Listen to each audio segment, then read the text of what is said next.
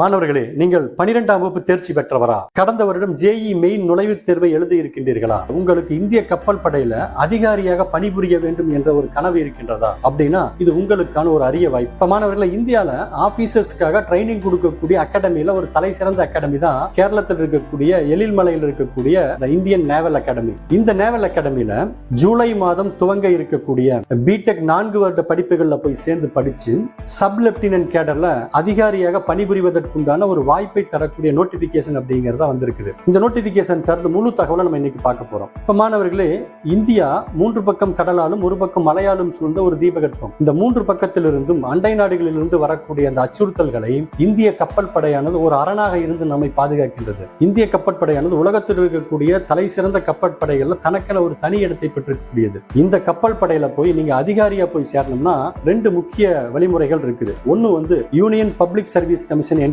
இரண்டாவது முறை direct entry. இந்த யூனியன் பப்ளிக் சர்வீஸ் கமிஷன் என்ட்ரியில நீங்க தேர்வு எழுதி அதன் பிறகு சர்வீஸ் செலக்ஷன் போர்டினுடைய நேர்முக தேர்வை எதிர்கொண்டு வெற்றி பெறக்கூடிய மாணவர்கள் ஆர்மிலையும் நேவிலையும் போயிட்டு ஆபீசர்ஸ் கேடர்ல நீங்க பணிபுரிவதற்குண்டான வாய்ப்புகள் அப்படிங்கிறது உங்களுக்கு கிடைக்கும். ஆனா இப்ப வந்திருக்கக்கூடிய இந்த நோட்டிபிகேஷன் அப்படிங்கிறது இந்த டைரக்ட் என்ட்ரி முறையை சேர்ந்தது. இந்த என்ட்ரியில எந்த விதமான நுழைவுத் தேர்வும் எழுதாமல் நேரடியாக SSB-னுடைய நேர்முக தேர்வை எதிர்கொண்டு வெற்றி பெற்று அதனுடைய அடிப்படையில் அதிகாரியாக பணிபுரிவதற்குண்டான ஒரு வாய்ப்பு கிடைக்கும். எனவே மாணவர்களை, நம்ம இந்த வீடியோல இந்த 10+2 பிடெக் கேடட் என்ட்ரி அப்படிங்கிறது என்ன, அந்த என்ட்ரி மூலமாக போய் நம்ம நேவல் அகாடமியில போய் சேர்ந்து படிக்கணும்னா எலிஜிபிலிட்டி கண்டிஷன் என்னென்ன தேவைப்படுது, குறிப்பா எஜுகேஷனல் குவாலிஃபிகேஷன் என்ன வேணும், யாரெல்லாம் இங்க போய் அப்ளை பண்ணலாம், செலக்ஷன் ப்ரொசீஜர் எப்படி இருக்குது, மெரிட் லிஸ்ட் எப்படி அங்க ப்ரிப்பேர் பண்ணுவாங்க, செலக்ட் ஆன மாணவர்களுக்கு அங்க வழங்கக்கூடிய ட்ரைனிங் எல்லாம் எப்படி இருக்கு, இங்க போய் சேர்றதுக்கு மாணவர்கள் அப்ளை பண்ற முறை அப்படிங்கறத பத்தியும், அப்ளை பண்றதுக்கு தேவையான டாக்குமெண்ட்ஸ் எல்லாம் என்னென்ன, இங்க முடிச்சு வரக்கூடிய மாணவர்களுக்கு கிடைக்கக்கூடிய பலன்கள் என்னென்ன அப்படிங்கறத நம்ம இந்த வீடியோல கம்ப்ளீட்டா பார்க்க போறோம். எனவே மாணவர்கள், இந்த வீடியோ பிடிச்சிருந்ததுன்னா சப்ஸ்கிரைப் பண்ணுங்க, லைக் பண்ணுங்க, உங்க நண்பர்களுக்கும் கட்டாயம் இதை ஷேர் பண்ணுங்க. கூடவே பக்கத்தில் இருக்கக்கூடிய பெல் ஐக்கானை கிளிக் பண்ணி வைங்க. அப்பதான் நம்ம போடக்கூடிய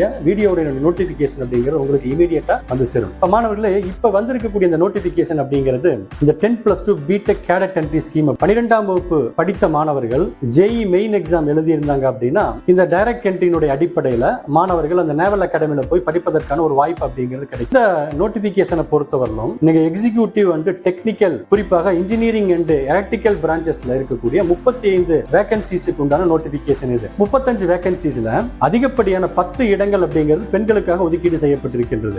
ஏஜ் கிரைட்டீரியா அப்படின்னு நம்ம பார்க்கிறப்போ 2 ஜனவரி 2005 இருந்து 1 ஜூலை 2007 பிறந்திருக்கக்கூடிய திருமணமாகாத இந்திய ஆண்கள் மற்றும் பெண்கள் இதுக்கு விண்ணப்பிக்கலாம். இந்த விண்ணப்பங்கள் எல்லாமே நீங்க ஆன்லைன்ல தான் பண்ண வேண்டியதா இருக்கும். இப்ப விண்ணப்பிப்பதற்கான துவக்க நாள் அப்படின்னு பாத்தீங்கன்னா 6 ஜனவரி 2024. நீங்க 20 ஜனவரி 2024 நீங்க ரெஜிஸ்டர் பண்ணி தேவையான டாக்குமெண்ட் எல்லாம் நீங்க அப்லோட் பண்ணிருக்கணும். எலிஜிபிலிட்டி கண்டிஷனை பொறுத்தவரையிலும், அது குறிப்பா எஜுகேஷன் குவாலிஃபிகேஷனை பொறுத்தவரையிலும் பாத்தீங்கன்னா இயற்பியல், வேதியியல் மற்றும் கணிதத்துல குறைந்தது 70% மதிப்பெண்களுடனும், ஆங்கிலத்துல அதாவது 10ஆம் வகுப்பு மற்றும் 12ஆம் வகுப்புல குறைந்தது 50% மதிப்பெண்களுடனும் தேர்ச்சி பெற்ற மாணவர்கள் இதற்கு விண்ணப்பிக்கலாம். முக்கியமான ஒரு எலிஜிபிலிட்டின்னு பாத்தீங்கன்னா 2023 JEE மெயின் தேர்வை எழுதிய மாணவர்கள் மட்டும்தான் விண்ணப்பிப்பதற்கு தகுதியுடையவர்கள். செலக்ஷன் ப்ரொசீஜரை பொறுத்தவரையிலும் 2023 JEE main all India common rank list CRL அடிப்படையில தான் உங்களுக்கு கட் ஆஃப் மார்க் அப்படிங்கிறது இங்க நிர்ணயம் செய்யப்படும். அப்ப இந்த மாதிரி தேர்ந்தெடுக்கப்பட்டிருக்க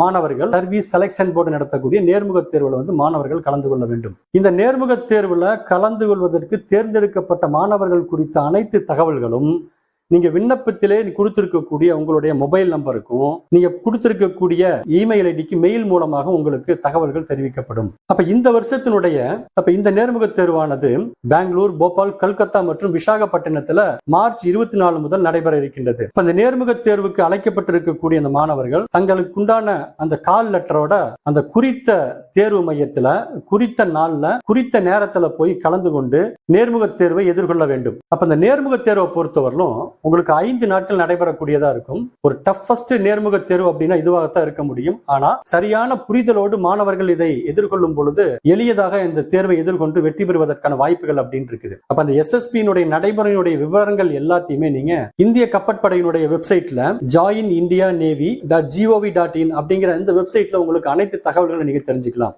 SSB-ஆல் பரிந்துரைக்கப்படக்கூடிய அனைத்து வேட்பாளர்களும் அடுத்தபடியாக மருத்துவ பரிசோதனைக்கு உட்படுத்தப்படுவார்கள். இந்த மருத்துவ பரிசோதனைக்கு உண்டான வழிகாட்டுதல்கள் குறித்த தகவல்களும் நீங்க கப்பற்படையினுடைய வெப்சைட்ல போய் நீங்க தெரிஞ்சுக்கலாம். மெரிட் லிஸ்ட பொறுத்தவரையிலும் இந்த சர்வீஸ் செலக்ஷன் போர்டு மதிப்பெண்கள் அடிப்படையில தான் இந்த தகுதி பட்டியல் அப்படிங்கிறது தயாரிக்கப்படும். செலக்ட் ஆன மாணவர்கள் மெடிக்கல் எக்ஸாமினேஷன்ல கலந்து கொண்டு அதுல வெற்றி பெற்ற மாணவர்கள் அடுத்தபடியாக போலீஸ் வெரிஃபிகேஷன்லையும் அதனை எடுத்து கேரக்டர் வெரிஃபிகேஷன்லையும் முடிச்சதுக்கு அப்புறம் இருக்கக்கூடிய காலி இடங்களுக்கு ஏற்ப இந்த நேவல் அகாடமியில அவர்களுக்கு அட்மிஷன் அப்படிங்கிறது வழங்கப்படும். தேர்வு செய்யப்படும் மாணவர்கள் அடுத்தபடியாக இந்த கடற்படையினுடைய தேவைகளுக்கு ஏற்ப applied electronics and communication engineering, mechanical engineering and electronics and communication engineering ஆகிய 4 ஆண்டு பிடெக் படிப்புகளுக்கு கேடட்டுகளாக சேர்க்கப்படுவார்கள். சக்சஸ்ஃபுல்லா 4 வருஷம் கம்ப்ளீட் பண்ணி முடிச்சதுக்கு அப்புறம் ஜவஹர்லால் நேரு பல்கலைக்கழகத்திலிருந்து பிடெக் பட்டம் அவர்களுக்கு வழங்கப்படும். இதனை அடுத்து நிர்வாகம் மற்றும் தொழில்நுட்ப பிரிவுல பர்டிகுலரா இன்ஜினியரிங் அண்ட் எலக்ட்ரிக்கல் டிபார்ட்மெண்ட்ல அவர்கள் சப் லெப்டினன்ட் கேடர்ல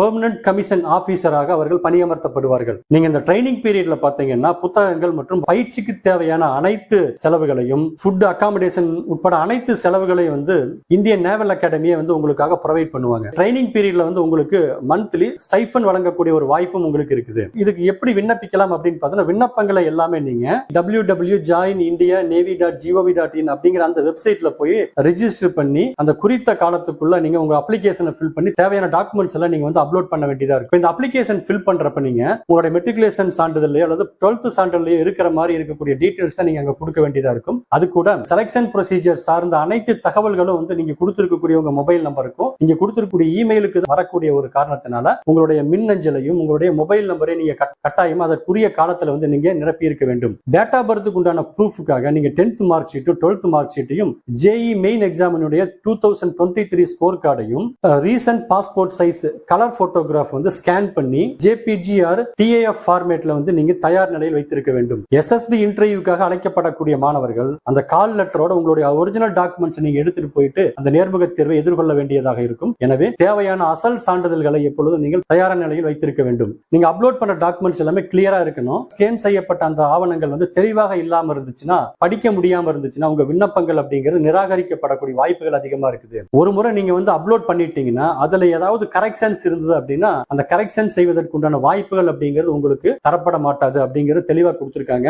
எனவே மாணவர்களை நீங்க ஆன்லைன்ல இந்த அப்ளிகேஷனை ஃபில் பண்றதுக்கு முன்னாடி அந்த வெப்சைட்ல அவர்கள் கொடுத்திருக்கக்கூடிய இன்ஸ்ட்ரக்ஷனை ரொம்ப கம்ப்ளீட்டா நீங்க படிச்சிருக்கணும். ஒரு கேண்டிடேட் கொடுத்த தகவல்கள் எந்த நேரத்திலும் தவறு அப்படின்னு கண்டறியப்பட்டால் அவர்களுடைய வேட்பு மனுக்கள் அப்படிங்கிறது ரத்து செய்யக்கூடிய ஒரு வாய்ப்புகள் அப்படின்னு இருக்குது. இப்ப திருமணமாகாதவர்கள் மட்டுமே இந்த பயிற்சிக்கு தகுதியுடையவர்கள். பயிற்சியின் போதோ அல்லது பயிற்சியின் முன்பு அவர்களுக்கு திருமணம் நடைபெற்று இருப்பது தெரிய வந்தால் அவர்களுடைய நியமனம் அப்படிங்கிறது ரத்து செய்யப்படும். உங்களுக்காக வழங்கப்பட்ட அனைத்து செலவுகளையும் நீங்கள் அரசுக்கு திரும்ப செலுத்த வேண்டியதாக இருக்கும். அதே போன்று இந்த நேவல் அகாடமியில போதைப் பொருட்கள் பயன்படுத்துவதும் வைத்திருப்பதும் தடை செய்யப்பட்டிருக்கின்றது. ஏதாவது ஒரு காரணத்துக்காக நீங்க போதைப் பொருளை பயன்படுத்தி இருந்தாலோ அல்லது வைத்திருந்தாலோ உங்களுடைய நியமனம் அப்படிங்கிறது ரத்து செய்யப்படும். நீங்கள் பணியிலிருந்து நீக்கம் செய்யப்படுவீர்கள். அதே போன்று உங்களுடைய விண்ணப்பம் அப்படிங்கிறது அடுத்தடுத்த பரிசீலனைக்கு உட்பட்டது மற்றும் எந்த நேரத்திலும் நீங்க கொடுத்த தகவல்கள் தகுதியற்றது அல்லது செல்லாது அப்படின்னு கண்டுபிடிக்கப்பட்டாலும் உங்களுடைய விண்ணப்பங்கள் அப்படிங்கிறது நிராகரிக்கப்படக்கூடிய வாய்ப்புகள் அதிகமா இருக்குது. இப்ப மாணவர்களே, இந்த வாய்ப்பை நீங்கள் சரியான முறையில் நீங்கள் பயன்படுத்திக் கொள்ள வேண்டும். இங்க இந்த நேவல் அகாடமியில நீங்க படித்து முடித்து வரக்கூடிய அந்த மாணவர்களுக்கு பொறுத்தவரை பாத்தீங்கன்னா சப் லெப்டினன்ட் கேடர்ல ஆபீசர் கேடர்ல உங்களுக்கு பணியமர்த்தப்படுவீர்கள். அடுத்தடுத்த காலகட்டத்தில் உங்களுக்கு ப்ரமோஷன் அப்படிங்கிறது கிடைச்சிட்டே இருக்கும். நீங்க ஸ்டார்டிங்லயே உங்களுடைய ரேங்க் அப்படிங்கிறது ஐஏஎஸ் உண்டான ரேங்க் அப்படிங்கிறது உங்களுக்கு இருக்கும். ஒரு லக்ஸூரியஸ் லைஃப் உங்களுக்கு கிடைக்கக்கூடிய வாய்ப்புகள் அப்படின்னு இருக்குது. சொசைட்டில உங்களுக்கு நன்மதிப்பை பெற்று தரக்கூடிய வாய்ப்பு உங்களுக்கு இது கிடைக்கும். ஒரு தாய் நாட்டுக்காக பணியாற்றக்கூடிய ஒரு உன்னத வாய்ப்பு அப்படிங்கிறது உங்களுக்கு காத்துக் கொண்டிருக்கின்றது. எனவே தகுதியும் திறமையும் இருக்கக்கூடிய மாணவர்கள் இந்த வாய்ப்பை கட்டாயம் நீங்கள் பயன்படுத்திக் கொள்ளுங்கள். நல்ல முறையிலே இந்த நேர்முக தேர்வை எதிர்கொண்டு வெற்றி பெற்று நீங்கள் நாட்டுக்காக சேவையாற்றுவதற்குண்டான வாழ்த்துக்களை தெரிவித்துக் கொள்கின்றோம். மீண்டும் ஒரு முக்கியமான டாபிக்கிலே சந்திக்கலாம். நன்றி.